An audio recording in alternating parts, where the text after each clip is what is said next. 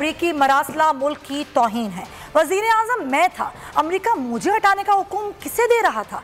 इमरान खान ने फिर बड़ा सवाल किया कि चाहता हूँ कि साइफर पर सुप्रीम कोर्ट जुडिशल इंक्वायरी करे। मुल्क के मुस्तकबिल के लिए इंक्वायरी ज़रूरी है। पाकिस्तान इसलिए नहीं बना था कि गुलामी से निकलकर दूसरी में आ जाएं।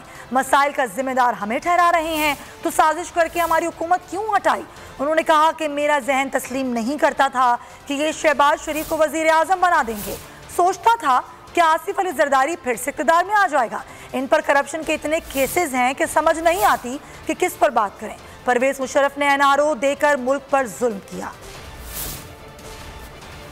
है कि अगर तुमने इमरान खान को नो कॉन्फ्रेंस के जरिए इसको फारिग ना किया तो बड़े कॉन्सिक्वेंसेस होंगे पाकिस्तान के लिए, और अगर कामयाब हो गई तो ऑल विल बी फॉरगिवन, माफ कर दिया जाएगा पाकिस्तान। पहले तो मैंने 3-4 दफा पढ़ा कि मैं वाकई सही पढ़ रहा हूँ। पहला जो मैं सोच रहा था कि कोई इस तरह की 22 करोड़ लोगों के इलेक्टेड नुमाइंदे की कोई ऐसी तौहीन कर सकता है? किसी की जुर्रत है कि इस तरह का खत किसी को लिख दे? और हमें बाद में किसी ने कहा जी वो या तो ऐसे तो आते रहते हैं मरासले, कभी किसी सेल्फ रिस्पेक्टिंग मुल्क में इस तरह का मुरासला नहीं आ सकता। ये नामुमकिन है कि किसी इलेक्टेड प्राइम मिनिस्टर को कोई आगे कहे जी इसको हटा दो।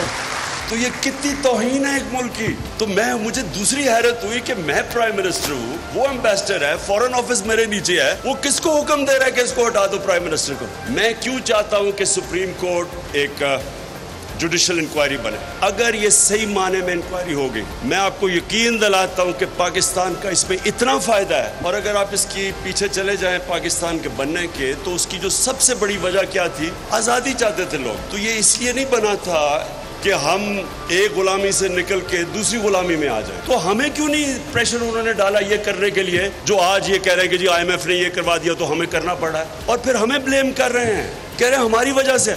अगर हमें जिम्मेदार ठहरा रहे हैं तो इतनी मेहनत करके हुकूमत हटाई क्यों आपने?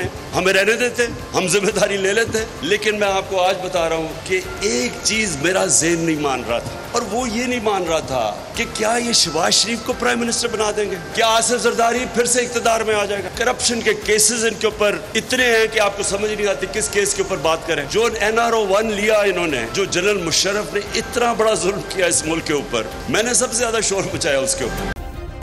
सब्सक्राइब करें और बेल दबाएं ताकि कोई खबर रह न जाए।